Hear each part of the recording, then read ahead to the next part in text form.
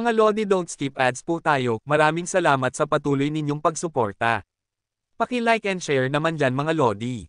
At sa mga gustong mag-donate sa ating GCash or regular na load, mag-comment lang po tayo. Para patuloy tayong makapag-upload ng mga bagong kabanata. Marami pong salamat. Subaybayan natin ang kwento ng isang kabataang nangarap para sa kanyang mga mahal sa buhay. Mula sa pinakamahina tungo sa pinakamalakas. Alamin natin ang kwento ng kanyang buhay. Kabanata 1831 hanggang Kabanata 1840. Kabanata 1831.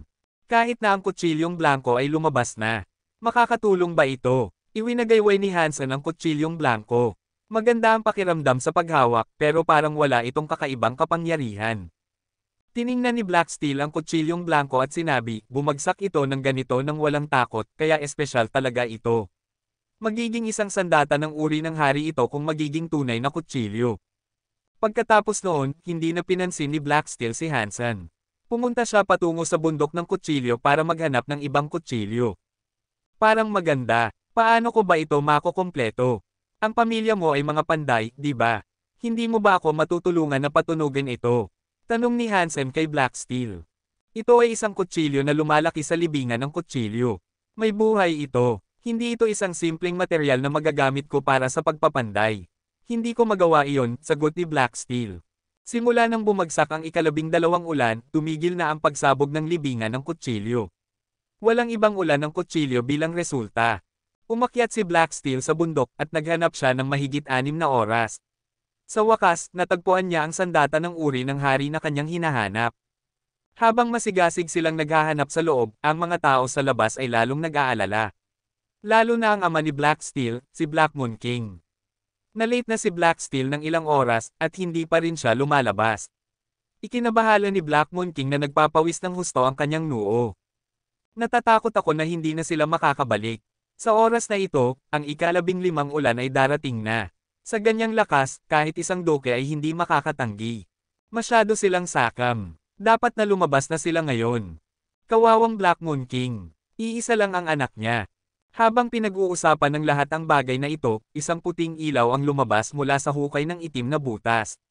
2 tao ang lumabas, na nagulat sa lahat doon. Sila ay sina Hansen at Blacksteel. Sobrang natuwa si Black Moon King, pero saglit lang. Pagkatapos, malamig niyang tinanong, bakit ngayon lang kayo lumabas? Ano ang nakuha ninyo? Nagulat sina Blacksteel at Hansen nang makita na maraming tao ang naghihintay sa kanila. Narinig ni Blacksteel ang tanong ni Black Moon King, kaya ipinakita niya ang kanyang bagong sandata, hinugot ito, at ipinakita sa kanya. Sabi niya, tingnan mo, ama. Nang makita ni Black Moon King ang kutsilyo, nanigas siya. Hindi niya ito kinuha, at kailangan niyang pigilan ang kanyang excitement. Sa pilit na kalmado, sinabi niya, iyan ang iyong kutsilyo. I-activate mo ito. Opo. Magalang na nagsalita si Blacksteel, at pagkatapos ay ipinasok niya ang kanyang kapangyarihan dito. Ang kutsilyo na inilabas ni Blacksteel ay medyo kakaiba. Mukhang gawa ito sa buto. Ang katawan ng talim ay tuwid na tuwid, pero 4 na talampakan ang haba. Ang lapad ng talim ay mas malaki kaysa sa kamay ng isang tao. Hawak ito ni Blacksteel gamit ang 2 kamay. Ipinasok niya ang kanyang kapangyarihan ng Baron dito, at pagkatapos ay umungal ang kutsilyong buto ng ungol ng isang dragon. At pagkatapos, kumislap ang liwanag ng espada sa kalangitan na parang lumilipad na dragon. Umuungal at umiikot ito. Buzz! Buzz! Lahat ng tao na naruroon, na may dalang kutsilyo, ay tumingin pababa dahil ang kanilang mga armas ay gumawa ng kakaibang ingay. Lahat ng ibang kutsilyo ay tumutugon sa kutsilyong buto. Kutsilyo ng uri ng hari. Nagulat ang lahat at tumawa ng malakas si Black Moon King. Nakahanap ang kanyang anak ng isang sandata ng uri ng hari. Sa lahat ng panahon na kinokontrol ng rebate ang makitid na buwan, hindi pa nangyayari ang ganitong pangyayari. Sa lahat ng mga taong iyon, na may maraming rebate at iba't ibang lahi, napakaraming mahuhusay na tao ang pumunta doon. At gayon pa man, wala pang nakalabas na may sandata ng uri ng hari. Pero sa pagkakataong ito, nangyari ito. Nagawa ito ng anak ni Black Moon King, at tinanggap ng sandatang iyon ang kanyang anak bilang karapat-dapat na tagapagdala. Mahina si Blacksteel, at hindi niya magagamit ang tunay na lakas ng sandata, pero habang lumalaki siya, maaayos ito. Magkakasama silang lalago at masasanay sa isa't isa, hanggang sa isang araw, lahat ng kapangyarihan nito ay mapapalabas. Ito ay isang bagay na napakaraming tao ang pangarap lang na makamit. Gusto nang tumawa ni Black Moon King hanggang sa mamatay. Iniisip niya na mangangarap din siyang tumawa. Black Steel, ano ang itatawag mo dito? Tanong ni Black Moon King na nakangiti. Gusto kong tawagin itong likod ng dragon, sagot ni Black Steel, habang itinatago ang sandata. Likod ng dragon. Maganda, maganda, maganda, ha, ha. Sinabi ni Black Moon King na maganda ng 3 beses, at pagkatapos ay tumawa. Black Moon King, binabati kita. Maraming iba pang mga hari ang bumati kay Black Moon King. Ang paglabas ng isang sandata ng uri ng hari at pagkatapos ay maaprubahan nito ay isang malaking tagumpay. Malaking bagay ito para kay Black Moon King at mukhang si Black Steel ay maaaring maging kandidato para maging Panginoon ng ika-11 bituin. Kahit sina Moonwheel King at Tisha ay tumango. Ang swerte at paglaki ni Black Steel ay maganda para sa hinaharap ng rebate. Pagkaraan ng ilang sandali, napagtanto ng mga tao na may isa pang tao ang lumabas mula sa tunnel. Masaya si Black Moon King, kaya ngumiti siya kay Hansen at sinabi, Hansen, ano ang dala mo? Tingnan natin. Tiningnan ng lahat si Hansen. Sabay silang lumabas ni Black Steel, kaya may posibilidad na nakakuha rin siya ng sandata ng uri ng hari. Pero maliit ang posibilidad na mangyari iyon. Kakailanganin mo ng maraming swerte at paglalakbay para mahanap ang isa. Hindi mo ito makukuha sa pamamagitan lang ng pagtayo doon. Pero mas matagal kang manatili sa lupang iyon, mas mataas ang posibilidad na mahanap mo ang isa. Hindi itinanggi ni Hansen ang kanyang nakuha. Ilabas niya ito dahil kinakailangan na marehistro ang sandata ng lahat. Walang saysay ang pagtatago nito. Pero habang hinahawakan niya ang hawakan, parang may mali. Ang kutsilyong blanco ay parang bakal. Talagang magaspang ito, at parang hinahawakan ni Hansen ang isang magaspang na pamalo. Pero ang hawakan na hinawakan ni Hansen ngayon ay napakadaling hawakan. Parang pangil ng elepante. Hindi ito parang kutsilyong blanco na naging dati. Kumunat ang noo ni Hansen at hinugot niya ito. Hindi ito ang kutsilyong blanco na nakita niya kanina. Ang kutsilyo na hawak niya ay naglalabas ng lilang usok. Isang sibat ito, at mukhang pangil ng isang demonyo. Parang gawa ito sa solidified bad luck. Parang maubos ang dugo mo sa kutsilyong iyon. Lumingon si Hansen at tumingin. Nasa likod niya pa rin ang kutsilyo. Nakaramdam siya ng kakaiba at naisip, nako. Bakit may ibang kutsilyo? Saan galing ito? Akala ko sinabi ng mga tao na isang kutsilyo lang ang pwedeng dalhin. Kung alam ko lang na pwede akong magdala ng higit sa isa, nagdala sana ako ng sapat para sa aking nanay, asawa, anak, ate, apo, little angel, at ex-Ching. Nang makita ang kutsilyo ni Hansen, naging kakaiba ang ekspresyon ni Black Moon King. Sabi niya, Hansen, tingnan mo kung kaya mong i-activate ang kapangyarihang ito. Tumango si Hansen, at pagkatapos ay ipinasok niya ang kanyang lakas sa pangil ng demonyo. Kabanata 1832. Na-activate ang sibat. Hindi ito umungal tulad ng likod ng dragon. Wala man lang singhap, walang liwanag na kumikislap sa kalangitan, ang nakikita lang ay isang madilim na lilang aura. Buzz! Lahat ng kutsilyo ng mga tao ay tumalon palabas ng kanilang mga talukbong sa kalahati ng haba, at lahat sila ay nag-ingay at nag-alog. Parang hindi naman tumutugon ang mga kutsilyo kay Hansen dahil sa paggalang, parang nag-aalala lang ang mga kutsilyo. Parang mga aso, tumatayo sila ng bigla para tingnan ang paligid dahil sa takot sa isang mapanganib na bagay. Instinct ito. Buzz! Ang kutsilyo sa sinturon ni Black Moon King ay nasa kalahati na ng paglabas mula sa talukbong nito, at pagkatapos, biglang gumawa ito ng isang malupit na ingay. Parang tunog ng isang hayop kapag nakakasalubong ang isa pang hayop na pumapasok sa teritoryo nito. Di nagtagal, hindi na nag-iisa ang kutsilyo ni Black Moon King. Nagsimulang magmukhang pag-alit din ang mga kutsilyo ng ibang mga hari, habang lahat sila ay nakatingin sa bagong talam ni Hansen. Hindi mukhang natatakot ang mga talam, sa halip, mukhang pag-alit lang sila.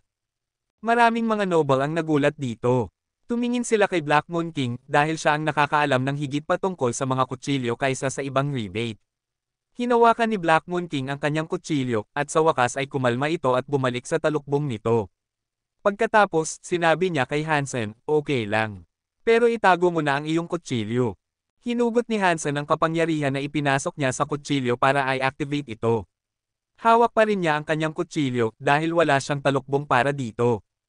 Tumingin si Black Moon King sa sibat at dahan-dahang sinabi, ito ay isang sandata ng uri ng hari pero masyadong brutal. Natatakot ako na maaaring mangyari ang masasamang bagay kung gagamitin mo ito. Mag-ingat ka sa paghawak nito.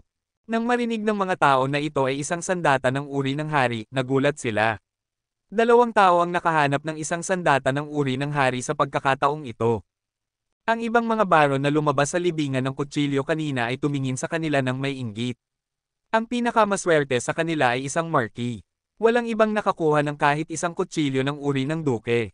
Nakakuha sina Hansen at Blacksteel ng dalawang sandata ng uri ng hari at medyo naiinis ang iba dahil dito. Aking hari, bakit mo itinuturing na malas ito? Tanong ni Hansen. Naniniwala siya sa mga ganitong uri ng pamahiin. Hindi naniniwala si Hansen sa ganitong uri ng bagay noong una, pero nang makilala niya si Wang Yuhang at Chip Ship, nagbago ang kanyang mga pananaw. Tahimik na sinabi ni Black Moon King, ang kutsilyong ito ay isang sandata ng pagpatay. May presensya itong mamamatay. Kung ito ay isang ordinaryong kutsilyo, depende ito sa kung paano ito gagamitin ng Panginoon. Pero ang kutsilyong ito ay may masyadong masamang aura. Kung susubukan itong gamitin ng isang tao, at hindi niya mapigil ang masamang espiritu na iyon, mahawan siya at malulunod sa kalikasan nito. Ang tagahawak ay maaaring modyuke na gumawa ng mga hindi pangkaraniwang bagay. Sa pamamagitan ng paraan, ano ang itatawag mo sa talem? Tanong ni Black Moon King. Ang pangalan nito ay pangil ng multo. Nang i-activate ni Hansen ang kutsilyo, may isip o presensya na nagmula sa talam na nagsasabi sa kanya ng pangalan nito. Tumango si Black Moon King at sinabi, kung kaya mong i-activate ang kapangyarihan nito at malaman ang pangalan nito, ibig sabihin ay naaprubahan ka na. Marahil ang kasamaan nito ay magkakaroon ng mas kaunting epekto sa iyo. Parehong nakatingin sina Yisha at Moonwheel King sa kutsilyong pangil ng multo ni Hansen. Kumunat ang noo ni Moonwheel King at nagsalita sa kanyang sarili. Iyon ay isang masamang kutsilyo. Hindi ako sigurado kung magiging maganda o masama ito para sa atin, sa katagalan. Kumunat din ang noo ni Yisha. Pinag-aralan niya ang kutsilyong ngipin, at nararamdaman niyang may koneksyon o pagkakatugma ang pangil ng multo sa kutsilyong ngipin. Kung gagamitin ni Hansen ang pangil ng multo kasama ang kutsilyong ngipin, mas malakas ang kapangyarihan kaysa kung gagamit siya ng ibang kutsilyo. Dapat sana ay maganda ito, para kay Hansen na magkaroon ng kutsilyong ito. Pero ang kutsilyong iyon mismo ay talagang masama. Masyadong mababa ang antas ni Hansen para dito, at natatakot siya na baka hindi kayang hawakan ni Hansen ang masamang kapangyarihan. May isa pang bagay na nag-aalala sa kanya. Tinuruan niya si Hansen ng kutsilyong ngipin, pero ang kutsilyong ngipin ay isang pribadong kasanayan ng rebate. Nilikha ito ng isang matanda sa rebate pagkatapos ng lahat. Perpekto ito para sa katawan ng isang rebate, pero kahit na ganoon, hindi marami sa rebate ang nakakapag-ensayo nito ng sapat para mapigil ang tunay na kapangyarihan nito. Si Hansen ay isang tagalabas, at habang hindi mahirap matuto ng isang ordinaryong kasanayan, ang paggamit ng mga kapangyarihan ng ngipin ay dapat na halos imposible para sa kanya. Kung wala ang kapangyarihan ng ngipin para pigilan ang kutsilyong iyon, tiyak na lalakas ang kasamaan. Mahirap sabihin kung paano ito makakaapekto kay Hansen sa huli. Narinig ni Hansen na nagsalita si Moonwheel King, at tumingin siya sa kutsilyong pangil ng multo at hindi nakakita ng anumang kasamaan dito. Bakit may kutsilyo ka sa iyong likod? Nakita ni Black Moon King ang kutsilyong blanko sa likod ni Hansen. Nakikita lang niya ang bahagi nito, pero ipinapalagay niyang kutsilyo iyon. Nang sabihin iyon ni Black Moon King, nagulat ang lahat. Alam ng lahat na isang kutsilyo lang ang pwedeng ilabas. Kung susubukan mong magdala ng dalawa, hindi ka papayagan na lumabas sa tunnel. Pero narito si Hansen, na may dalawa. Sa parehong oras, lahat ay tumingin sa kanilang mga leeg para makita ang kutsilyong blanko sa kanyang likod. Hindi ito kutsilyo. Ito ay isang kutsilyong blanko, sabi ni Hansen, hinugot ito at hawak ito sa kanyang mga kamay. Nagulat ang lahat. Ito ay isang kutsilyong blanko na hugis bakal na pamalo. Hindi ito kutsilyo, at hindi pa nila naririnig ang ganitong bagay dati. Karaniwan ang naglalabas ang mga tao ng simpleng mga kutsilyo kapag lumalabas sa libingan ng kutsilyo. Hindi pa nila nakikita ang kutsilyong blanko dati. Hindi ito nabibilang-bilang kutsilyo. Kaya ba kaya itong lumabas? Para saan ang bagay na iyon? Ang mga kutsilyo sa planetang libingan ng kutsilyo ay may sariling buhay. Hindi mo ma-reforge ang bagay na iyon. Ang pamilya Black ay dati nang nag-aayos ng sirang mga armas, pero hindi sila nagtagumpay. At ang mga kutsilyo na may buhay, ay mawawala ang buhay nito kapag natapos na ang kanilang trabaho. Magiging parang ordinaryong kutsilyo na lang sila. Kung ito ay isang kutsilyong blanko, pwede itong maging kutsilyo, di ba? Isang duke na kaibigan ni Black Moon King ang nagsabi, "Aking hari, sa tingin mo ba pwedeng patunugan ang bagay na ito para maging kutsilyo?" Tumingin si Black Moon King sa kutsilyo at hindi siya sinagot. Mukhang malungkot siya at nagsalita kay Hansen. "Hayaan mo akong tingnan ang kutsilyong blankong ito." Ibinigay ito ni Hansen sa kanya ng walang pag-aalinlangan. Seryoso ang itsura ni Black Moon King nang kunin niya ang kutsilyo. Sinuri niya ang bawat pulgada nito, mukhang nag-aalala siya. Nakita ng ibang mga noble na kakaiba ito. Lahat sila ay nagpigil ng hininga, habang nakikita nilang masusing sinusuri ni Black Moon ang kutsilyong blanko. Nagtataka sila kung ano ang nakikita niya dito. Kabanata 1833. Bahagyang tumanggo si Black Moon King, pagkatapos ay umiling. Naguluhan ang mga noble sa paligid, at hindi nila alam ang ibig sabihin nito. Pero wala nang magtatanong ngayon. Masaya silang maghintay hanggang matapos ang investigasyon ni Black Moon King. Napaka-curious pa rin nila sa kutsilyo. Sinuri ni Black Moon King ang talon mula sa itaas hanggang sa ibaba, nang hindi bababa sa 10 beses. Sa wakas, bumantong hininga siya ng malalim, at sa nakakahiyang tono ng boses, sinabi, "Nakakahiya." "Black Moon King, sabihin mo ng malinaw. Ano ang nakakahiya dito?" Hindi napigilan ni Night River King na magtanong.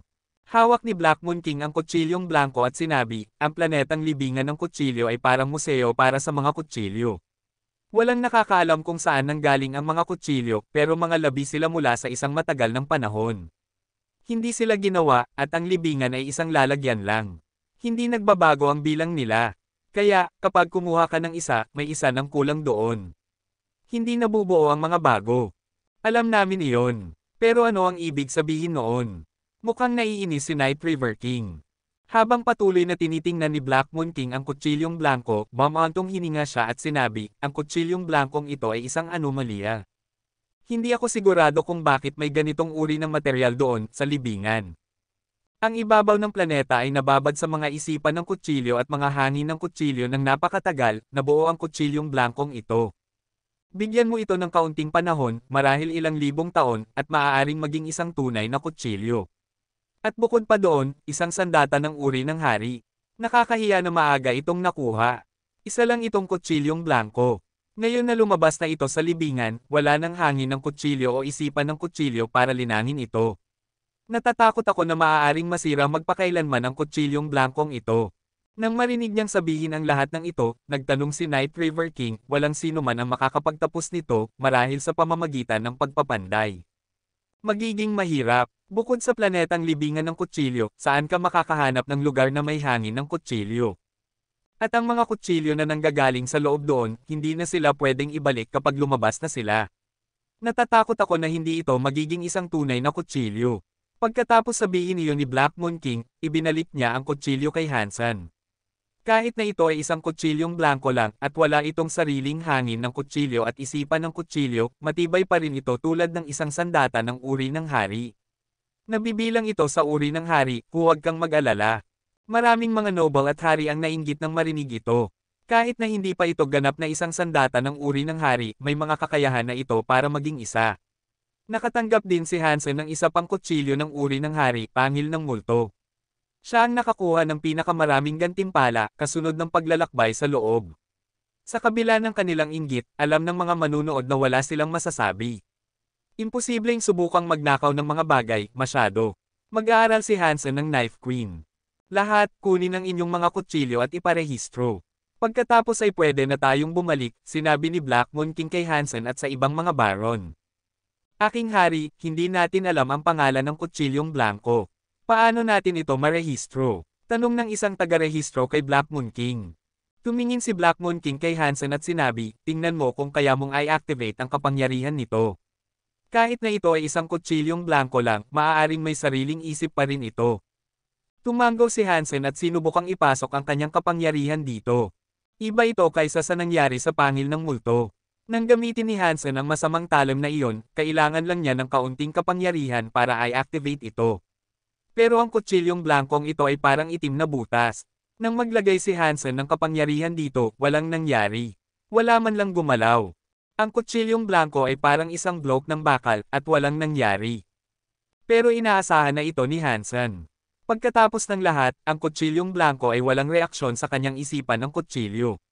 Malakas ang isipan ng kutsilyo ni Hansen pero ang kanyang tunay na lakas ay mas mahina. Magiging kakaiba kung kaya itong i-activate ni Hansen sa pamamagitan ng kanyang kasalukuyang antas ng lakas. Nang makita na walang reaksyon ang kutsilyong blanko, hindi na napigilan ng iba na pagtawanan ang pagsisikap. Mukhang wala itong buhay, pagkatapos ng lahat. Isa lang itong pamalo ng bakal. Ang mundong ito ay hindi kasing ganda ng gusto mong maniwala. Walang paraan na makakakuha ka ng pangalawang sandata ng uri ng hari. Pagkatapos ng una mo, huwag ka nang umasa ng iba pa. Wala itong buhay, pero matigas. Pwede mo pa rin itong gamitin para mag-ensayo. Inalis ni Hansen ang kanyang mga kapangyarihan. Habang hawak ang kutsilyong blanko, umiling siya. Nag-isip sandali si Black Moon King, pagkatapos ay sinabi, kung pumapayag ka, ako mismo ang susubok na i-activate ito. Opo, mangyaring. Ibinigay ito ni Hansen kay Black Moon King. Kinuha ni Black Moon King ang kutsilyong blanko at ipinasok ang kanyang kapangyarihan dito. Napakasigla ni Black Moon King, pero kahit siya ay hindi nakagawa ng reaksyon dito. Pagkatapos noon, umiling si Black Moon King at ibinalik ito kay Hansen. Mukhang ang kutsilyong blanko ay walang isip. Nakakahiya. Lumingon si Black Moon King at sinabi sa taga-rehistro, isulat mo ang kutsilyong blanko, pagkatapos. Matapos ang pagrehistro, nagpaalam si Hansen kay Black Steel. Dinala niya ang pangil ng multo at kutsilyong blanko pabalik sa planetang kutsilyo. Makikipagkita siya kay Yisha. Ipakita mo sa akin ang iyong kutsilyong pangil ng multo, sabi ni Yisha, tumango sa kutsilyo na nasa kanyang bag. Inilabas ni Hansen ang kutsilyong pangil ng multo sa harap ni Yisha. Kinuha ito ni Yisha at ipinasok ang kanyang kapangyarihan dito, at pagkatapos ay kumunat ang kanyang noo. Nang ilagay ni Hansen ang kanyang kapangyarihan, nagkaroon ng reaksyon sa kanyang isipan ng kutsilyo. Ginawa rin niya iyon ng walang pag-iisip, at habang mas malakas siya kaysa kay Hansen, walang reaksyon. Kumunat ang noo ni Yisha. Sinubukan niyang maglagay ng maraming kapangyarihan dito, at sa wakas, nagsimulang magingay ang pangil ng multo. Naglabas ito ng lilang usok bago subukang makatakas mula sa kanyang mga kamay at bumalik kay Hansen. Nagulat si Yisha. Ang kutsilyong pangil ng multo ay nakakatakas lang habang abala siya, pero hindi iyon ang punto. Ang punto ay, ang kanyang kutsilyong ngipin ay tumutugma sa kutsilyong pangil ng multo. Dapat naramdaman nito ang kanyang kapangyarihan at tinanggap ang kanyang lakas, pero nilalabanan siya nito at lumipad pabalik kay Hansen. Nakakagulat iyon. Hindi na sinubukan ulit ni Yisha na kunin ito. Tinitigan niya si Hansen ng ilang sandali, at sa wakas ay sinabi, magaling ka. Ilagay mo na ang kutsilyo ngayon. Isang tuntunin ng rebate ang nagsasabi na kung mayroon kang sandata ng uri ng hari, pwede kang magkaroon ng planeta sa makitid na buwan. Maghanda ka. Kabanata 1834. Maghanda para saan? Tanong ni Hansen. Ang pagkakaroon ng isang planeta para sa sarili ay dapat na isang magandang bagay, pero ang tono ni Yisha ay hindi parang ganoon. Ikaw ay aking mag-aaral ngayon, kaya ako ang bahala sa lahat. Pero kung may sariling planeta ka, ibig sabihin ay kailangan mo ng mag-isa. Hindi ako makikilahok sa pag-unlad nito, at kailangan mong magbayad ng buwis. Hindi rin maliit ang mga numero. Patuloy na sinabi ni Yisha, ang makitid na buwan ay may maraming planeta, pero ang mga magaganda ay nakuha na ng mga kasalukuyang hari at noble. Wala nang marami pang natitira para piliin. Talagang ang mga mahirap at murang planeta lang. Kung hindi ka magaling, kumita ng maraming pera, at magbayad ng kinakailangang buwis, malamang na magsisimulang tumawa ang mga tao sa iyo. Ayaw ko ng planeta. Gusto ko lang na makasama ka, at turuan mo ako, mabilis na sabi ni Hansen. Magiging mahirap para kay Hansen na makahanap ng isang taga-suporta na may walang katapusang mga mapagkukunan tulad niya. Sino ang gustong iwanan iyon kapalit ng pagmamayari at paninirahan sa isang walang pangalan na planeta na hindi pa nabubuo? Malamig siyang tiningnan ni Yisha, at sinabi niya, ikaw ay mag-aaral ng Knife Queen. Hindi ko hahayaan na magtago ka sa mga paghihirap. Bukod pa rito, ito ay isang batas para sa rebate. Kailangan mong pumunta doon. Kung mapapahiya mo ako, at hindi ka makabayad ng iyong buwis, ako mismo ang makikipag-usap sa iyo. Nagkunwari si Hansen na mapait, at sinabi niya, Queen, isa lang akong baron. Wala man lang akong katulong. Paano ko bubuuan ang isang planeta ng mag-isa? Tumawa si Yisha nang makita ang ekspresyon ni Hansen. Huwag kang mag-alala, hindi ka magbabayad ng buwis sa unang 3 taon. Doon lang darating ang taga-singil ng buwis. Simula sa ika-4 na taon, kailangan mo nang magbayad. Hindi naman sobrang taas ng buwis, pero tataas ang halaga na kailangan mong bayaran bawat taon. Ikaw ay aking mag-aaral, kaya syempre matutulungan kita dito. At huwag kang mag-alala tungkol sa mga tao. Kapag nagkaroon ka ng pagmamay-ari ng isang planeta, pwede kang mag-recruit ng maraming tao hanggat gusto mo. Bumagsak na ang mga balahibo, kaya maraming lugar ang naglalaban ngayon. Madali lang na makuha ang ilan sa mga iyon. Ngumiti si Isha. Ayaw ni Hansen na pumunta sa mga planetang iyon pero wala siyang magagawa. Kailangan niyang gawin ito. Sa kabutihang palad, sinabi ni Isha na patuloy pa rin niyang tuturuan siya ng mga kasanayan sa kutsilyo. Mas gamaan ang loob niya nang malaman na hindi pa niya siya tuluyang pinapaalis. Tinanggihan ako ng kutsilyong pangil ng multo. Napakatalentado ba ng kanyang mga kasanayan kaya't mas gusto siya nito. Pero hindi siya mula sa rebate, kaya paano niya natutunan ang mga kapangyarihan ng ngipin. Maganda sana para sa kanya kung kaya niya. Pinanood ni Isha si Hansen habang umaalis, at nag-isip siya. Night River King, nakatanggap sina Blacksteel at Hansen ng mga sandata ng uri ng hari. Pareho silang pwedeng magkaroon ng planeta. Wala nang masyadong magaganda ang natitira, kaya ano ang gagawin mo tungkol dito? Isang opisyal ang naglabas ng isang chart ng planeta at ipinakita ito sa harap ni Night River King. Tiningnan ni Night River King ang chart at sinabi, ibigay kay Blacksteel ang planetang Scorpio. Planetang Scorpio. Iyon ay isang planeta na may maraming mina. Maraming bihirang metal doon, at ang ecosystem ay magkakaiba at balanse. Noong unang panahon, nag-alok si Roxfall Duque ng malaking halaga sa pag-asang mabili ito. At hindi mo tinanggap ang kanyang alok para bilhin ito. Napakaswerte ni Blacksteel. Tumawa ang opisyal. Ngumiti si Night River King. Si Blackmoon King ay isang panday ng rebate. Si Blacksteel ay may talento at may kutsilyong hari. Magiging malaking tao siya sa paglipas ng panahon. Ang pagbibigay sa kanya ng planetang ito ay magiging kapaki-pakinabang para sa pag-unlad ng ating lahi. Pero hindi siya magiging ganap na may-ari nito. Magandang pag-iisip, sabi ng opisyal, yumukod. At sa mga natitirang planeta, ang planetang Jade Shell ang pinakamayaman. Ibibigay ba natin ito sa mag-aaral ng Queen na si Han Senador? Umiling si Night River King. May mga dapat akong asikasuhin doon. Ibigay mo sa kanya ang planetang Eclipse. Ang opisyal, nang marinig niya ito, tila nagulat. Aking hari, wala namang mina doon. Walang tubig, at wala ring halaman. May mga xenogeneics na nagkukubli doon, at ang panahon ay nakakatakot. Kung isasaalang-alang ang bilang ng mga xenogeneics na naroon, magiging mahirap para sa anumang Viscount na mabuhay. Ang isang planeta na tulad nito ay para sa isang Earl o mas mataas pa. Hindi ba't masyadong malupit na ibigay ito kay Han Senador? Bumantong hininga si Night River King, at sinabi niya, ang planetang Eclipse ay maaaring may mga xenogeneics lang, pero marami sila. Maswerte siya na makatanggap ng ganitong espesyal na pagtrato. Pagkatapos noon, malamig na tumawa si Night River King at sinabi, si Han Senador ay hindi isa sa atin. At hindi matatag ang kanyang mga genes. Hindi natin kayang gumastos ng napakaraming mapagkukunan sa kanya. Kung hindi dahil sa Queen, hindi ko siya bibigyan ng planeta. Ngumiti ng mapait ang opisyal. Ang pagpapadala sa planetang Eclipse ay magiging mas masamang kapalaran para kay Han Senador kaysa sa pagpapadala sa isang tigang na planeta. Ang pagpunta sa mga mas mahirap na planetang iyon ay hindi magiging mapanganib, pero hindi masasabi ang pareho para sa planetang Eclipse. Ayon sa mga batas ng rebate, hindi direktang makikilahok ang Queen sa pag-unlad ng planeta. Kailangan ni Hansen na mag-hire ng mga tao para sa kanyang sarili. Kung hindi niya ma-recruit ang mga tao na may ranggong Earl o mas mataas pa, maging ang pagsisimula ay magiging isang malaking gawain. Sino mang pupunta sa planetang iyon ay nasa patuloy na panganib. Pumapayag ba ang Queen sa desisyon na ito? Maingat na tanong ng opisyal. Ako ang namamahala sa pamamahagi ng planeta. Wala siyang masasabi tungkol dito.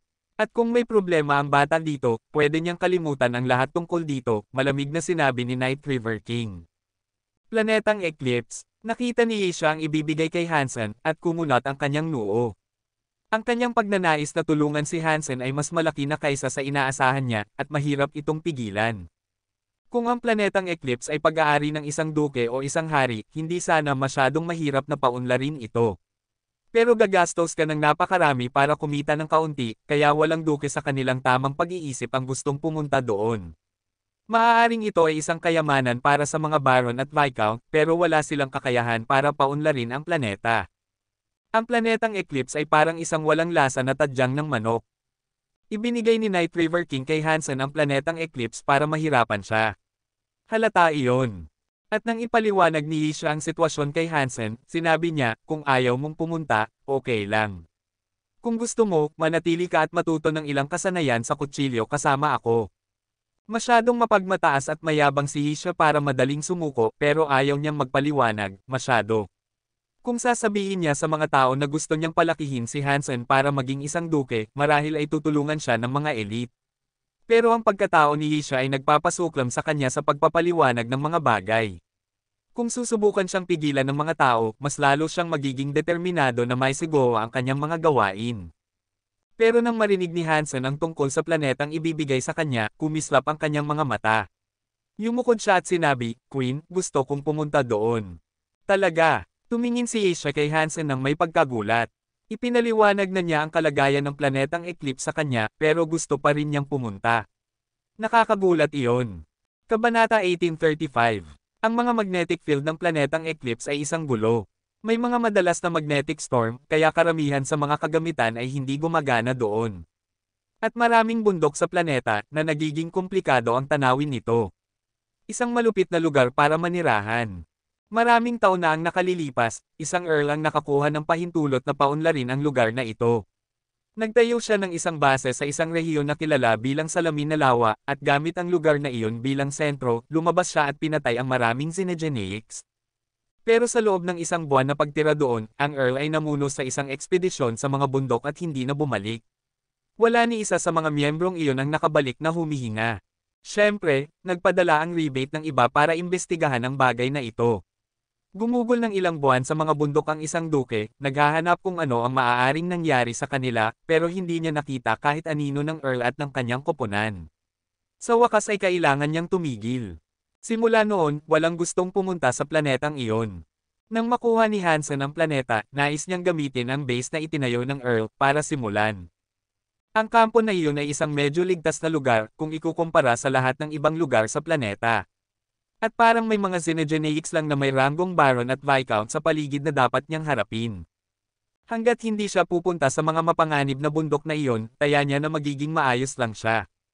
Pero, ang pagpatay sa mga Xenogeneics na may ranggong Baron at Viscount ay hindi kailanman madaling gawain, lalo na para sa isang Baron.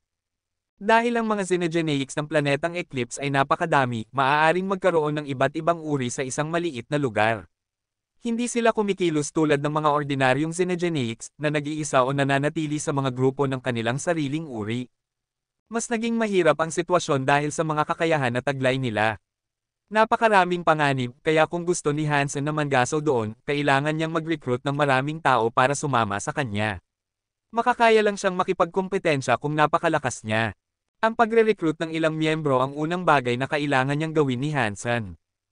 Pero hindi inaasahan ni Hansen na makakahanap siya ng sinumang magaling. Una sa lahat, nagre-recruit lang siya ng iba para sa palabas.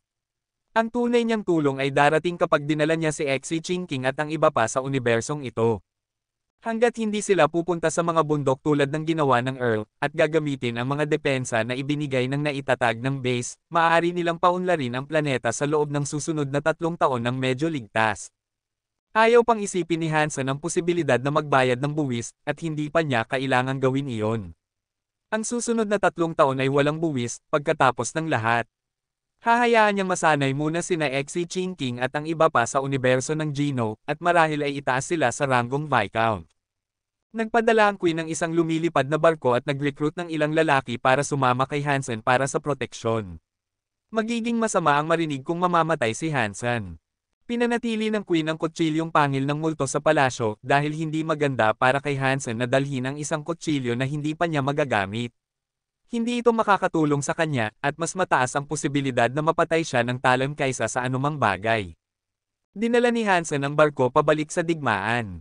May ilang lugar pa rin sa planetang Kate na ligtas. Pumunta si Hansen doon at sinubukang mag-recruit ng ilang Kate. Ang mga Kate at tao ay may ilang pagkakatulad. Mas madali para sa kanila na makipag-usap at mamuhay ng magkasama kaysa sa ibang mga lahi. Ang mga Kate ay isang mahinang lahi, kahit na ikukumpara sa iba sa antas ng mahinang lahi. May punto ba sa pagre-recruit sa kanila? Tanong ni Duke Icebird. Tinutulungan niya si Hansen na makapasok pero hindi niya gusto ang mga desisyon niya. Pero ayaw niyang masyadong makialam sa negosyo ni Hansen. At sinabi na ng Knife Queen sa kanya na huwag masyadong impluwensyahan ang mga desisyon ni Hansen. Binigyan si Hansen ng kalayaan na mag-recruit ng kung sino ang gusto niya. Hindi talaga siya dapat tumulong o magpayo sa kanya sa mga ganoong bagay. Lumapag ang barko sa isa sa mga ligtas na rehiyon na iyon, at sinabi ni Hansen sa mga lalaki na simulan ang pagre-recruit sa mga kaya nilang makuha. Duke Iceberg, pwede mo nang hawakan ang mga bagay mula dito. Lumabas ako at mag-uusisa, at tingnan kung makakahanap ako ng ibang mga miyembro, sabi ni Hansen sa kanya. Sinabi ng Queen na narito lang tayo para protektahan ka sa barko, malamig na sabi ni Duke Iceberg. Kaya ko ang sarili ko. Iwinagayway ni Hansen ang kamay niya at umalis sa barko. Naglakad-lakad si Hansen sa lungsod at napansin na isang gulo ito. Lihim na gumagalaw ang mga tao at madalas na tumatakbo palayo kapag may lumapit sa kanila. Marami sa mga tindahan at bahay ay ganap ng walang laman. Tahimik ang mga kalye. Nagpasya si Hansen na pumasok sa isa sa mga walang laman na gusali. Nakatagpo siya ng isang silid na mukhang medyo pribado, at pagkatapos ay inilabas niya si Little Invisible at inilagay siya sa bintana. Maghintay ka dito at alertuhan mo ako kung may lumitaw, sabi ni Hansen kay Little Invisible. Pagkatapos ay nagpakita ang nilalang, tumango, at nagtago muli. Ginamit ni Hansen ang kanyang mga kapangyarihan ng Blood Pulse at bumalik sa santuwaryo. Nang makabalik na siya sa bahay, pinatawag niya ang lahat at ipinaliwanag ang sitwasyon tungkol sa makitid na buwan. Ipinahayag ni na Xi Jinping, Gu Qingcheng, Little Angel, at lahat ng iba pa ang kanilang pagnanais na pumunta. Hindi pa nagtatagal si Hansen sa loob ng gusali, pero may sumusunod na sa kanya. Tumakbo siya papunta sa silid na pinagteleportuhan ni Hansen. Tumingin ang tao sa loob ng silid, pero hindi niya nakita si Hansen. Inakbayan niya ang silid ng ilang beses, pero wala siyang makita. Kakaiba, paano ko siya nawala? Mukhang malungkot ang lalaki. Siya ay isang earl na kilalang taga-subaybay. Masama ang pakiramdam niya dahil nawala ang kanyang buntot kay Hansen. Hindi niya alam kung paano niya ipapaliwanag kay Duke Iceberg kung paano niya nawala si Hansen. Sinabi ni Iceberg Duke na hindi niya protektahan si Hansen, pero sinabi ng Queen na kailangan niyang gawin iyon kahit anuman. Iyon ang kanyang gawain. Tumingin-tingin ang anino sa paligid ng abandonadong gusali at wala siyang makita, kaya umalis siya. Nagpasya si Hansen na dalhin muna si Gu Qingcheng. Napakakalma niyang tao, at alam niyang maaasahan niya siya na hindi magdudulot ng anumang problema. Tumingin si Hansen sa bintana at nagtanong, Little Invisible, may dumating ba? Nagpakita si Little Invisible, at pagkatapos ay nagsimulang kumislap ang mga kulay ng kanyang katawan na parang screen ng pelikula. Ipinakita niya kay Hansen ang nakita niya. Nakita ni Hansen ang taong pumasok at alam niyang ang Earl iyon. Kaya ito pala ang universo ng Gino. Iba ito sa mga santuwaryo. Ginagalaw ni Gu Qingcheng ang kanyang katawan at nakaramdam ng kakaiba. Hindi pa siya sanay sa bagong kapaligiran. Sa ngayon, ligtas ang lugar na ito. Gumawa ka ng iyong Gino armor dito, at babantayan kita, sabi ni Hansen. Sige. Kumain si Gu Qingcheng ng napakaraming prutas ng Gino kaya kung hindi niya pinilit ang kanyang sarili na iwasan ito, matagal na siyang gumawa ng Gino armor. Mabilis na nakabalot si Gu Qingcheng ng isang hanay ng bronze na armor. Nang simulan niyang gawin ang armor, maayos na naganap ang proseso. Nagsimula na ang kanyang pangalawang ebolusyon. Hindi nagtagal, nakita ni Hansen na may lumitaw na bronze na espada sa harap niya. Ang kanyang Gino armament ay isang espada, isang angkop na kontribusyon para sa kanyang pokus sa mga kasanayan sa espada. Kabanata 1836, binabati kita, napakasaya ni Hansen. Naging isang noble si Gu Qingcheng sa kanyang unang pagsubok at naisave niya ang isang magnet fruit. Maglalakad-lakad ako at mag-sign up malapit sa iyong barko. Pagkatapos ay umalis si Gu Qingcheng sa abandonadong gusali. Hindi siya natatakot sa ibang mundo na kanyang napuntahan. Sa katunayan, medyo mausisa siya. Sana hindi sila magsimula ng gulo habang nandito sila. Medyo nalulungkot si Hansen. Medyo matigas ang ulo ni Gu Qingcheng, at wala siyang magagawa para pigilan iyon. Maganda naman ang simula nila, at walang nangyaring masama. Kumpiyansa si Hansen. Kaya, bumalik siya sa santuwaryo at dinala si Xi Jinping. Mas mabilis pa si Xi Jinping. Pagkapasok niya, agad niyang ginawa ang kanyang armor. Isang pilak na likido ang lumabas mula sa kanyang katawan at lubos siyang binalot. Gumawa siya ng isang hanay ng pilak na armor. Tulad ni Gu Qingcheng, nag-evolve si Xi Jinping sa pangalawang pagkakataon ng walang problema. Nang matuno ang Gino armor at naging ibang bagay, naiwan siya ng isang pilak na libro. Ano bang uri ng Geno armament iyon? Nanlaki ang mga mata ni Hansen habang tinitingnan niya si Exi Chinking at ang kanyang pilak na libro. Wala namang pakialam. Tere na sa labas ngayon. Hindi na makapaghintay si Exi Chinking na makalabas doon. Tandaan na magrehistro ka sa barko. Sigaw ni Hansen sa likod ni Exi Chinking habang umaalis siya. Sige, sigaw ni Exi Chinking, pero hindi siya lumingon. Ang ginawa lang niya ay nagtaas ng kamay na senyales ng, sige. *8, wala sa kanila ang maaasahan. Kailangan kong makahanap ng isang tao sa kanila na maaasahan. Bumalik si Hansen sa santuwaryo at inilabas si Little Angel, siya ang tunay na tagapagmana niya. Pero nag-aalala si Hansen na baka maging katulad ni Golden Growler si Little Angel at makuha ng isang nilalang. Sinunod ni Little Angel ang kahilingan ni Hansen at sinimulan ang kanyang proseso ng ebolusyon. Mas nakatuon si Hansen sa kanyang paligid ngayon at kung may anumang paggalaw, ibabalik niya agad si Little Angel sa santuwaryo. May dalawang anyo si Little Angel. Ang isa ay parang babaeng tao at ang isa naman ay magiging isang blonde-haired, puting pakpak na anghel. Habang nangyayari ito, nagningning si Little Angel at naging isang anghel. Lumabas ang isang banal na liwanag mula sa kanyang katawan na nagbigay sa kanya ng isang banal na liwanag na Geno armor. Bago pa man makita ni Hansen ang armor, nag-evolve na si Little Angel sa pangalawang pagkakataon. Natunaw ang banal na liwanag na armor sa kanya. Xenogeneic. Kinabahan si Hansen nang makita ito. Nag-aalala siya na baka may problema sa kanyang ebolusyon. Nang mahalo ang banal na liwanag sa kanyang katawan, nagsimulang magningning ang katawan ni Little Angel. Kahit ang kanyang mga buto ay naglalabas ng liwanag. Nagbabago ang katawan ni Little Angel. Ang sitwasyong ito ay sumasalamin sa nakita ni Hansen kay Golden Growler. Mabilis na gumawa ang katawan ni Little Angel ng isang hanay ng Angel Armor. Bago pa man makatugon si Hansen, gumawa ang banal na liwanag ng isang transparent na malaking espada. Nanigas si Hansen. Naging isang Xenogeneic nga si Little Angel pero mayroon pa rin siyang hanay ng Angel Armor at isang espada ng anghel. Ang katawan ni Little Angel ay parang isang Valkyrie ngayon. At nangyari ito, biglang nakaramdam si Hansen ng paggalaw sa loob ng kanyang bulsa. Lumipad palabas ang deified feather patungo kay Little Angel. Lumulutang ang balahibo sa harap ni Little Angel, at pagkatapos ay sumabog sa puting liwanag. Bumaba ang liwanag at natunaw sa espada.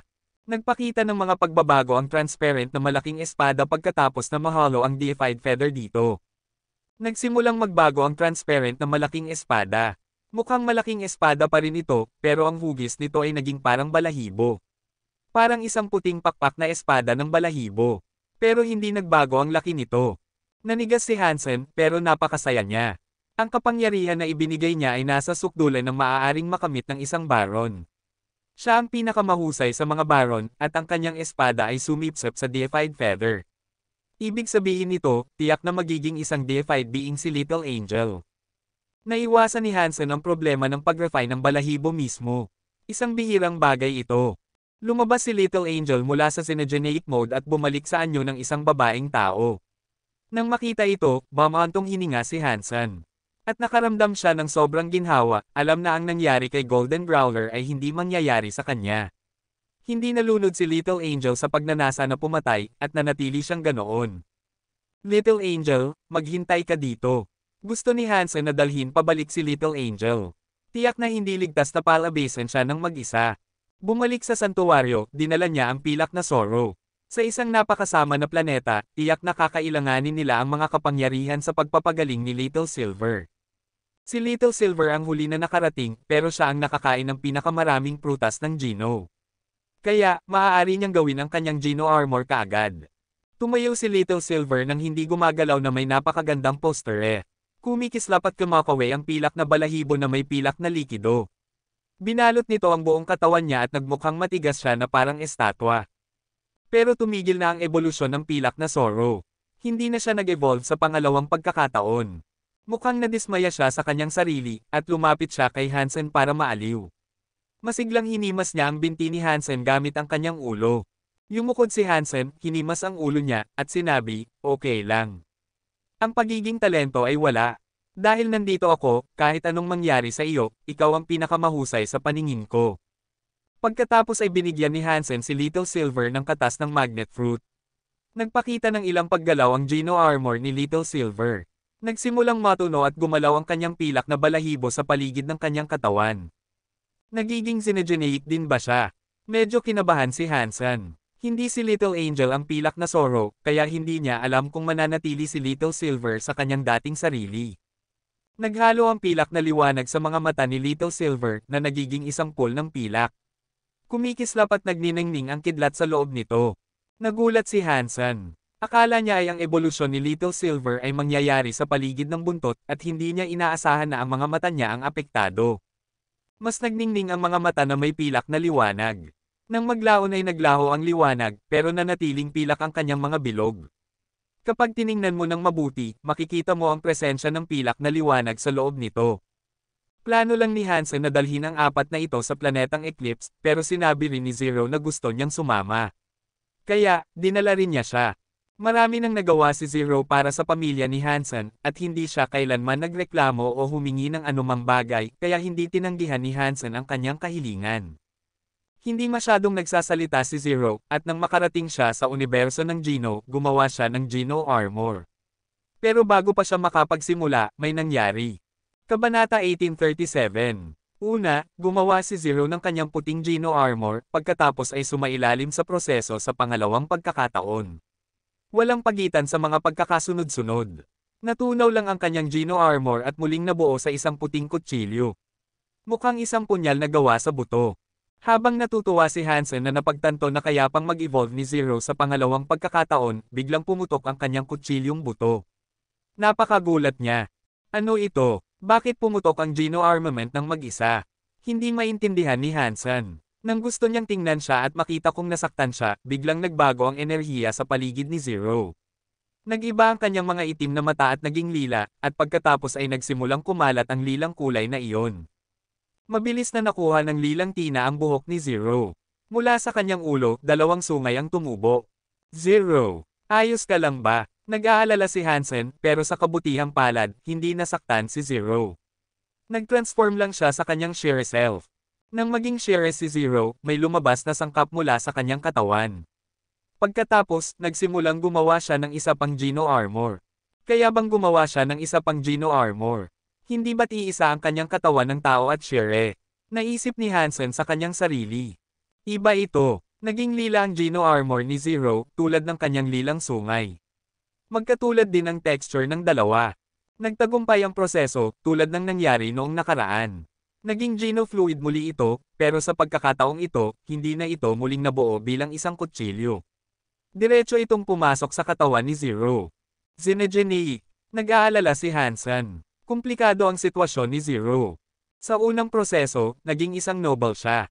Pero sa pangalawang pagkakataong ito, nagiging isang xenogeneic siya. Hindi alam ni Hansen kung paano ito makakaapekto sa kanyang katawan sa huli. Pumasok ang lilang sangkap sa katawan ni Zero, at nagpakita ng mga pagbabago ang buong katawan niya. May lumabas na lilang usok, at mabilis na tinakpan nito si Zero. Sa loob nito, hindi niya alam kung paano siya nag-evolve ngayon. Habang nag-evolve si Zero para maging isang xenogeneic, malayo sa kalawakan, sa loob ng isang itim na butas, may isang lalaki na may lilang sungay na nagsasanay. Binuksan niya ang kanyang mga mata at tumingin sa direksyon ng planetang Kate. Nagulat siya, at pagkatapos ay kumunat ang kanyang noo. Kakaiba, bakit isang segundo lang ang naramdaman kong iyon? Mayroon bang mga tagapagmana ko na katulad niyan? Naguluhan ang lalaki dahil wala na siyang nararamdaman. Pero hindi gaanong nag-aalala ang lalaki tungkol dito. Habang nakabitin ang kaisipang iyon sa kanyang isipan, nagpatuloy siya sa kanyang pagsasanay. May isang lalaki na nakatayo sa bubong ng abandonadong gusali ni Hansen, nakatingin sa langit. Parang interesado siya sa isang bagay, at sinabi niya, kagiliw-giliw. Kagiliw-giliw ang mga nilalang sa paligid ng lalaking iyon. At nagawa niyang makakuha ng isang tao na nakaka-refine ng deified feather. At hindi iyon isang balahibo.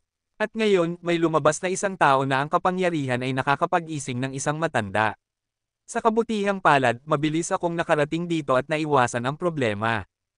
Naramdaman ni Kung Fei ng i-refine ni Little Angel ang deified feather. Kaya, nag-teleport siya doon para iligtas si Hansen mula sa isang partikular na krisis.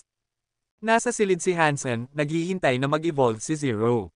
Nasa bubong ng gusali si Kung Fei, umiinom ng alak.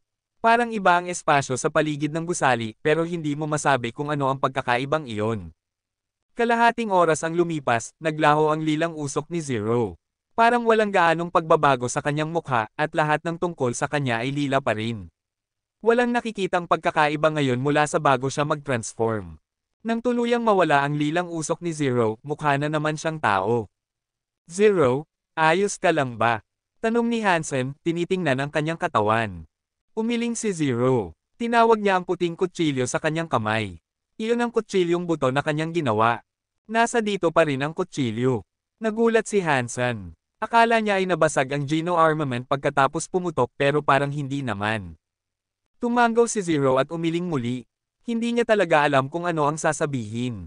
Alam ni Hansen na hindi siya nagtatago ng anumang bagay sa kanya, at talagang hindi niya alam kung paano sasabihin ang gusto niyang sabihin.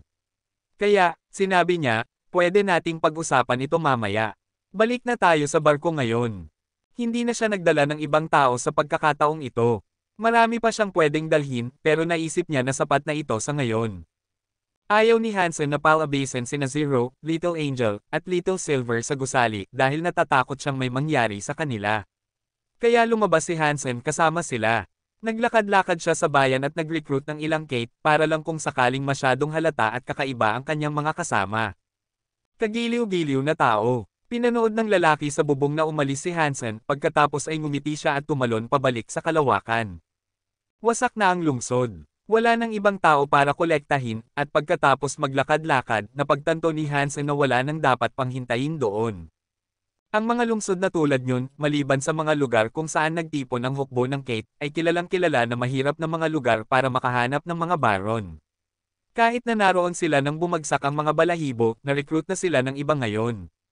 Hindi na sila maglalagi doon. Nang makarating ang grupo ni Hansen sa barko, napansin ni Hansen na mas maraming tao ang nagtipon sa paligid ng barko kaysa sa ibang bahagi ng lungsod. Maraming Kate ang nasa harap nito, umaasa na makasakay. Pero gusto lang ni Hansen na mag-recruit ng mga baron, kaya pinigilan silang lahat. Nagmamakaawa ang mga tao, sa labas ng barko, umaasa na magbabago ang isip ng mga nasa loob at isasaalang-alang ang pagpapapasok sa kanila.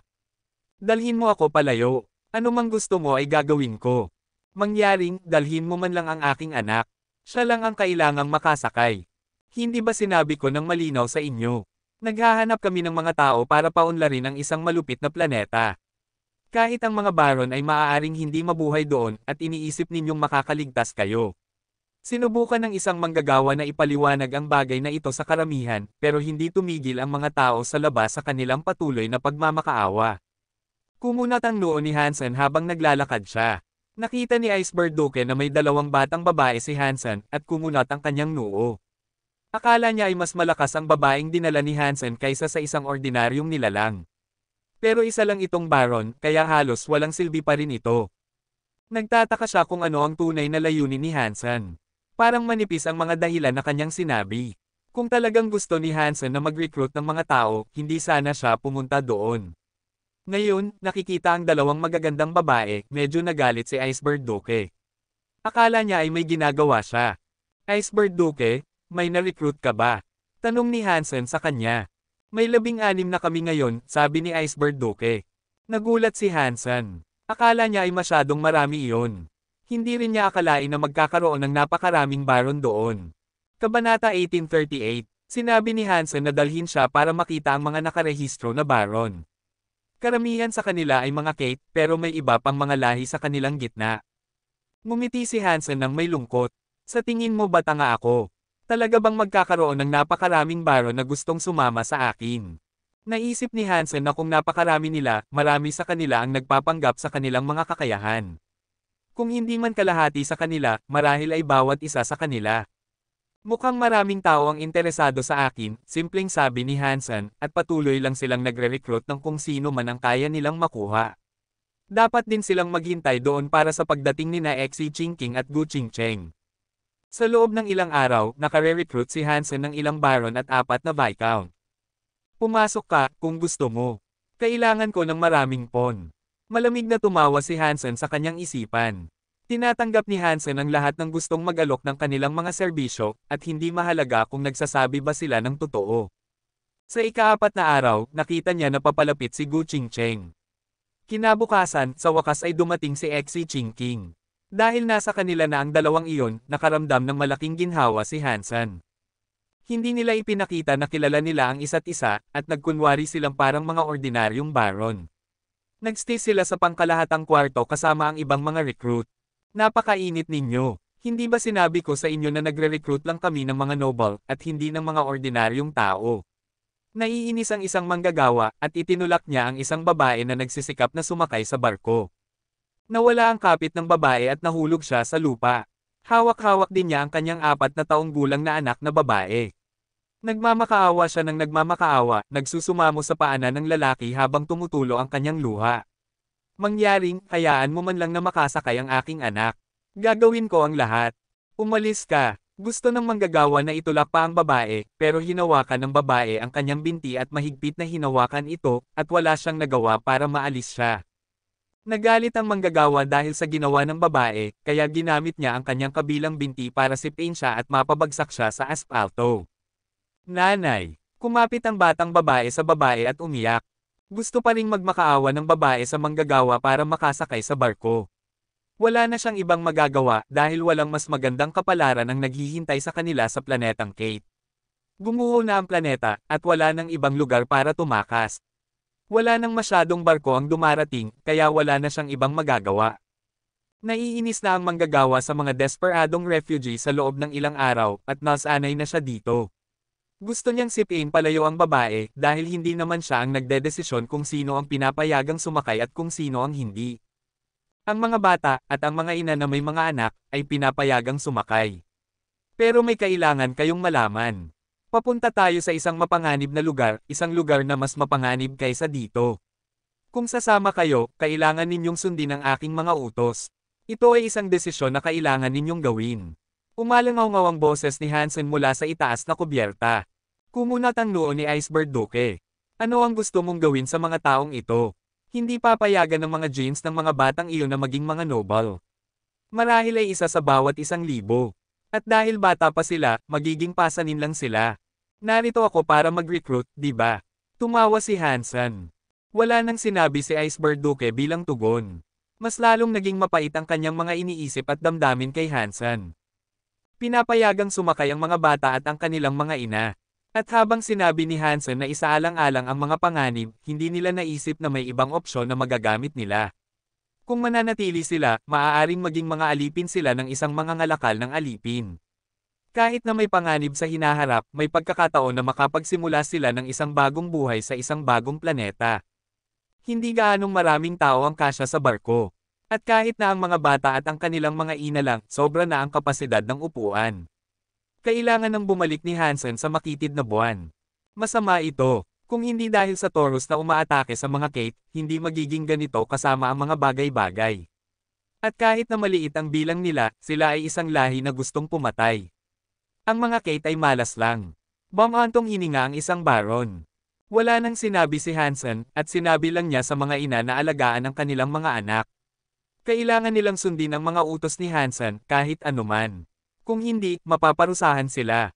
Lumipad pabalik ang barko sa makitid na buwan. Dinala nila ang mga refugee sa salamin na lawa sa planetang Eclipse. Iyon lang ang lugar na kaya ng barko na lumapag. Masyadong malakas ang mga magnetic storm para makalapit mula sa ibang lugar. Ang pagtatangkang lumapag sa ibang lugar ay magtatapos sa trahedya. Ang base ay gawa sa bato. Medyo malaki ito, kasing laki ng isang malaking kastilyo.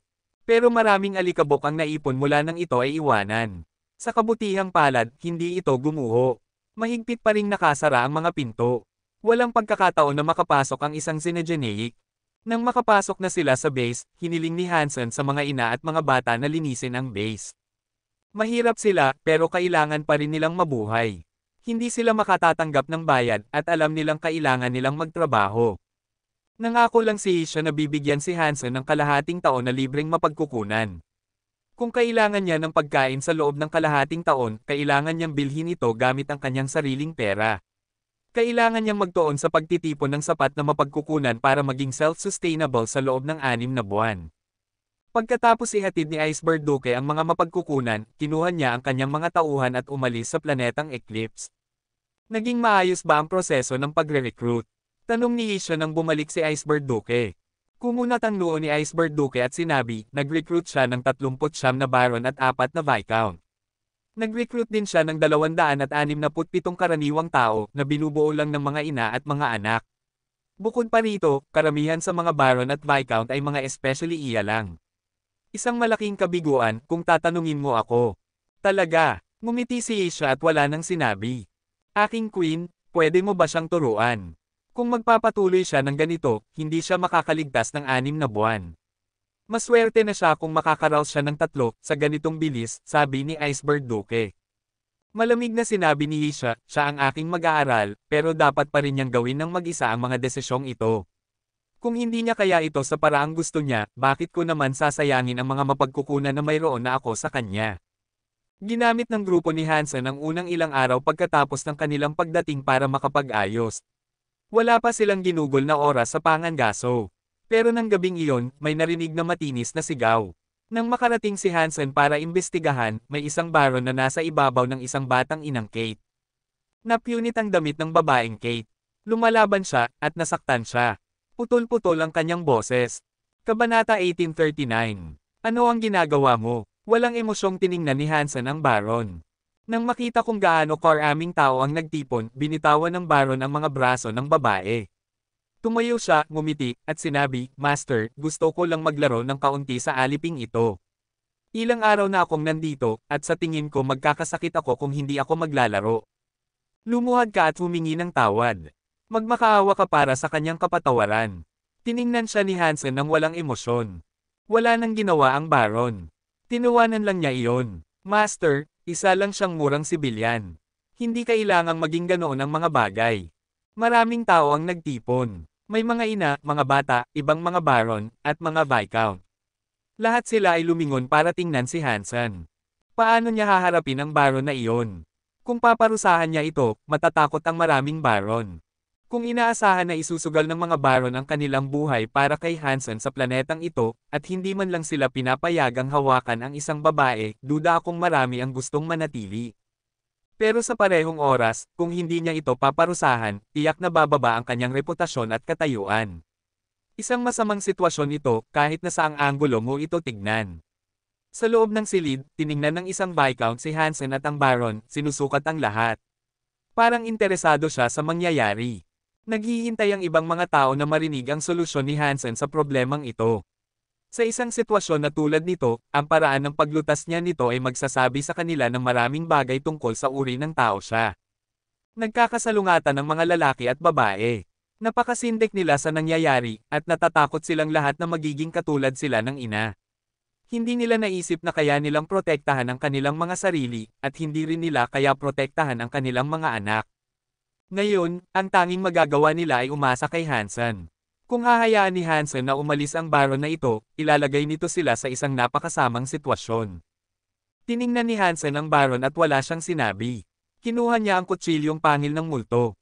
Hindi na kailangan ng kutsilyong ito para patayin ang isang Baron, pero mas komplikado ang sitwasyong ito kaysa sa tila. Kaya, hinawakan niya ito. Nakuha niya ito pabalik kay Yisha ilang araw na ang nakalipas. Kaya, ito ang unang pagkakataon niyang ilabas ito. Bibigyan kita ng isang pagkakataon. Gamitin mo ang iyong kapangyarihan para harangan ang aking pag-atake. Kung gagawin mo, magkukunwari akong walang nangyari. Malamig na tiningnan ni Hansen ang Baron. Nagulat ang Baron, at sinabi niya, Master, isang ordinaryong babae lang iyon. Kung gusto mo, pwede kitang bigyan ng 100 dagdag pa. Ngumiti si Hansen, hawak ang kanyang kutsilyo. Lumapit siya sa kanya. Walang emosyon, sumagot siya sa pamamagitan ng pagsasabi, hindi mahalaga kung gaano karami sila. Akin sila at walang sino man ang gagalaw sa aking mga gamit ng walang pahintulot ko. Papatayin ko ang sino mang gagawa. Binibigyan kita ng pagkakataon na mabuhay, pero hindi mo ito pinansin. Ngayon, binibigyan kita ng pangalawang pagkakataon. Muli, harangan mo ang aking pag-atake, at makakalaya ka. Ikaw ang magiging unang tao na nakahawak sa isang bagay na akin at nakaligtas para ikwento ang kwento. Nang makita na papalapit si Hansen, napansin nilang lahat kung gaano siya kagalit at kamapatay. Kaya, tinawag ng lalaki ang kanyang Geno armament. Isang kalasag iyon. Iniisip ng Baron, isa ka ring Baron. Hindi mo magagamit ang kapangyarihan ng sandatang iyon. Maaaring mas malakas ka kaysa sa akin, pero talagang sa tingin mo ba hindi ko kayang harangan ang isang pag-atake mo? Marami sa ibang mga Baron at Viscount ang nag-isip na medyo malupit si Hansen. Pero sa parehong oras, binibigyan niya ang lalaki ng pagkakataon na mabuhay. Pareho silang may ranggong Baron, at ang lalaking iyon ay may kalasag na Geno armament. Kung gusto ni Hansen na patayin siya, magiging mahirap na gawin iyon sa isang pag-atake lang. Kung igigit ng Master, haharanggan ko na lang ang isang pag-atake, sigaw ng Baron, itinayo ang kalasag sa harap niya. Nasa harap na ng Baron si Hansen ngayon, at malamig siyang tiningnan. Iwinasiwas ni Hansen ang kanyang talam. Dahil hindi pa isang Viscount si Hansen, ang kutsilyong pangil ng multo ay walang aura. Ito ay magiging isang hilaw, simpleng pag-atake. Umagang ang Baron at ginamit ang kanyang kalasag. Katsa! Tumawid ang kutsilyong pangil ng multo sa kalasag na parang pinuputol ang isang tabla ng tofu. Napaatras ang Baron. Nasira ang kanyang Geno armament, at nagsuka siya ng isang timba ng dugo. Hindi naman siya mukhang masyadong nasaktan. Ang dulo lang ng kanyang noo ang naputol. May pulang tuldok doon. Salamat sa pagligtas sa aking buhay. Yumukod ang Baron sa harap ni Hansen at mukhang mayabang. Marami sa mga Baron at Viscount ang tumingin ng may paghamak, sinasabi sa kanilang mga sarili, talagang kailangan niya tayo para paunlarin ang planetang ito. Alam kong hindi niya kayang patayin ang isang Baron na tulad niyan. Para lang sa palabas iyon. Wala nang sinabi si Hansen. Ibinalik lang niya ang kutsilyo at tinitigan ang Baron. Sinubukan ng Baron na paunasan ang dugo mula sa kanyang noo, pero hindi niya ito maalis. Patuloy na dumudugo ang kanyang sugat at unti-unting nagbago ang ekspresyon sa kanyang mukha. Mabilis na kumalat ang sugat mula sa kanyang noo. Nagsimulang pumutok at maghiwalay ang kanyang balat sa kanyang noo na parang spiderweb. Kumalat ito pababa sa kanyang leeg, at mula doon, sinakop nito ang natitirang bahagi ng kanyang katawan. Ang mga sugat ay mga bitek na unti-unting naghihiwalay, na nagpapakita ng kanyang taba at kalamnan. Parg! Nahulog ang Baron sa lupa, umiiyak sa sakit. Ang pakiramdam na unti-unting napupunit ang kanyang balat ay mas masahol kaysa sa anumang maaaring idulot ng isang hiwa lang. Mangyaring patawarin mo ako. Umiiyak at tumitili ang Baron, nagsusumamo para sa kanyang buhay. Napagtagumpayan ng sakit ang kanyang mga vocal cord na nagpapabaluktot sa kanyang mga salita. Binibigyan kita ng pagkakataon, mahinang sabi ni Hansen. Hindi man lang siya kumurap, at pagkatapos ay bumalik siya sa kanyang silid. Hindi ito isang gabing madaling matulog. Napupunit ang balat ng Baron. Umiikot ang mga piraso ng laman, unti-unti, habang humihingi ng tulong ang lalaki buong gabi. Tumigil lang siya sa paghinga nang dumating ang susunod na umaga. Nang pumunta ang iba para tingnan siya, nakakalat ang laman sa lahat ng dako.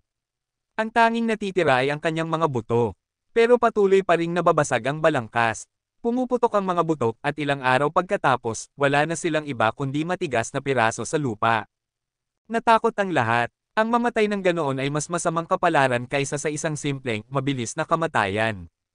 Magandang patayan, sabi ni Gu Qingcheng. Kung siya ang pumatay sa kanya, mas masama pa ang kanyang kapalaran. Pagkatapos noon, natakot ang lahat ng Baron at Viscount.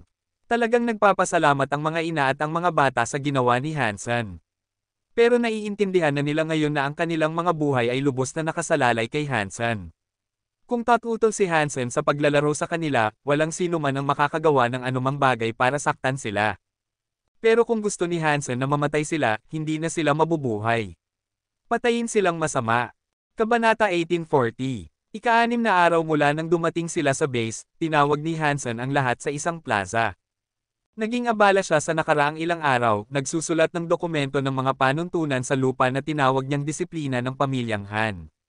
Kung walang batas, hindi maituturing na kompleto ang lugar. Imposibleng tipunin ng mga tao mula sa iba't ibang kultura at lahi, at asahan na mamumuhay silang magkakasama ng mapayapa kung walang itinatag na mga panuntunan. Brutal na pinatay ni Hansen ang isang Baron, at ang ibang mga Baron at Viscount ay kumilos ng kakaiba, kasunod ng ginawa. Hindi nila susuwayin ang isa sa mga utos ni Hansen, pero hindi rin sila lalaban at ipapakita ang kanilang halaga sa kanya ng kasing sipag ng dati. Kaya, ngayon, tinawag ni Hansen ang lahat. Sa entablado, sinabi niya, wala akong pakialam kung saan ka galing. Wala akong pakialam kung sino ka. Mula ngayon, ikaw ay isang tagapaglingkod ng pamilyang Han. Pantay ang lahat dito, at walang exception. Hindi masaya ang mga Baron at Viscount na marinig iyon. Kumunat ang noo ng isang Viscount at sumigaw pabalik, Master. Nandito kami para umasa sa iyo. Nandito kami para maging mga tagapamahala, hindi mga tagapaglingkod. Malamig siyang tiningnan ni Hansen, at sumagot siya, magkakaroon ng mga tagapamahala, pero hindi ka pa karapat-dapat. Kaya, sa ngayon, lahat kayo ay mga tagapaglingkod. Ano ang dapat naming gawin para maging miyembro ng inyong mas mataas na uri? Mukhang malungkot ang Viscount, at malamig siyang tumawa. Parang kinukutya niya ang konsepto. Sinabi ni Hansen kina Zero at Little Angel na ilabas ang isang kopya ng sheet ng disiplina at ipost ito sa plaza. Ito ang aking mga panuntunan sa disiplina. Kung gusto mong maging bahagi ng pangkat ng pamamahala, ang mga kwalifikasyon ay nakapost doon para sa inyong pagtingin. Sana ay matindaan ninyo ang mga salitang nakasulat dito dahil makakaapekto ito sa inyong kasalukuyang pamumuhay. Binibigyan ko ang Baron na iyon ng pangalawang pagkakataon kahapon pero ngayon na alam na ninyo ang mga panuntunan kung mangyari ulit iyon. Huwag ninyo akong sisihin sa gagawin ko, madilim na sabi ni Hansen. Nagsilapit ang lahat para tingnan ang scroll. Ang mga Viscount, Baron, kababaihan, at ang kanilang mga anak ay nagsilapit para basahin ito. Mukhang galit ang mga Viscount at Baron. Hindi nagtagal ay napagtanto nila na ang pagiging isang tagapaglingkod ay nangangahulugan na hindi sila makakatanggap ng anumang espesyal na pagtrato. Bukod sa isang lugar na matitirhan, lahat ay may halaga. Ang mga Xenogeneics na kanilang huhulihin ay kailangang hatiin sa kalahati kay Hansen. Kung ibebenta nila ang kanilang mga huli kay Hansen, hindi sila makakatanggap ng pera. Sa halip, makakatanggap sila ng mga puntos. Ang mga puntong iyon ay maaaring gastusin sa base. Maaari nilang makuha ang gusto nila gamit ang mga iyon, at sa pamamagitan ng pagtitipon ng sapat, maaari silang kumita ng katayuan bilang miyembro. Sa gitna ng mga miyembro ng pamilya, gayunpaman, may mga ranggo rin. Ang pinakamababa ay medyo mas mahusay lang kaysa sa isang tagapaglingkod.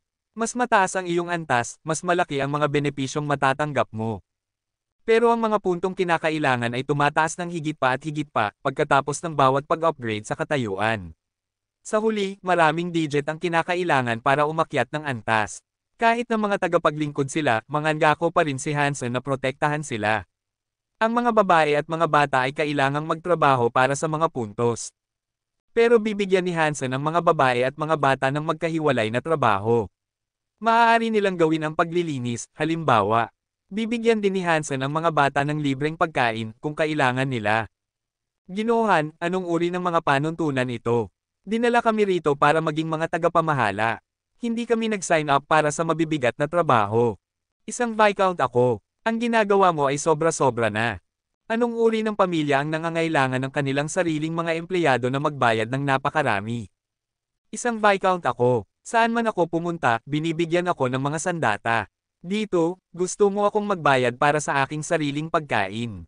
Ano ito? Pagkatapos makita ito ng mga Viscount, nagsimula silang mag-away-away sa kanilang mga sarili. Nagalit silang lahat. Ito ang mga panuntunan ng pamilyang Han, kunin o iwanan. Kung may sino mang lumalabag sa batas na itinatag doon, alam na alam ninyo kung ano ang mangyayari sa inyo, walang pakialam na sabi ni Hansen. Iniisip ni Hansen na mga especially iya silang lahat. Plano niyang gamitin ang lahat ng kanilang kapangyarihan sa anumang paraan na kaya niya. Kung ganoon, aalis na ako, malamig na sabi ng isang Viscount. Hindi na niya tinatawag na Master si Hansen. Oo, aalis na rin kami sa pamilyang Han. Sinabi ng lahat ng ibang Viscount at Baron ang parehong bagay. Pinatay ni Hansen ang isang Baron, pero siya mismo ay isang Baron. Pero sa oras na iyon, dalawa lang ang kanyang batang babae at isang pilak na Sorrow. Dahil may 4 na Viscount na sumusuporta sa kanila, hindi natatakot ang mga Baron. Manahimik kayo, sigaw ni Hansen. Mabilis silang natahimik, at malamig niyang sinabi, ano sa tingin ninyo ang lugar na ito? Ito ang planetang eclipse ng makitid na buwan. Ito ang aking planeta, at ito ang lugar ng Knife Queen. Hindi kayo basta-basta pupunta at aalis. Sinasabi ko sa inyo, lahat kayo ay aking mga tagapaglingkod ngayon. At nang walang pahintulot ko na pakawalan kayo mula sa aking serbisyo, kayo ay magiging aking tagapaglingkod, kahit na sa kamatayan. Nang marinig iyon, mukhang masama ang loob ng mga Baron at Viscount. Mga especially iya silang lahat, at alam nila ang tungkol kay Hansen. Binigyan ng Knife Queen si Hansen ng 12 Geno Fluid para maging isang Baron. Pinayagan pa nga siya nitong pumasok sa Space Tunnel. Isang sikat na tao si Hansen, at mayroon din siyang kutsilyong pangil ng multo. Hindi sila naniniwala na iiwan siya ng Knife Queen sa lugar na iyon ng walang proteksyon. Hindi pinapansin ng Knife Queen si Hansen ngayon dahil gusto siyang sanayin. Pero kapag nasa panganib siya, hindi siya uupo at manunood. Sigurado sila na gagawa ng anumang bagay ang Knife Queen para matiyak na hindi papatayin si Hansen ng kanyang sariling mga tagapaglingkod. Sa puntong ito, natahimik na sila. Kahit ang mga Viscount. Kung lalaban sila doon, mapapahamak sila. Si Hansen ay isang diktador, at walang magandang mangyayari sa kanila. Kung wala kayong problema, basahin ang mga panuntunan ng pamilyang Han. Magkakabisa na ito ngayon. Maaari kayong mag-explore, mangaso, at maglinis, at hanggat may mga puntos kayo, maaari kayong makinabang sa serbisyo ng VIP.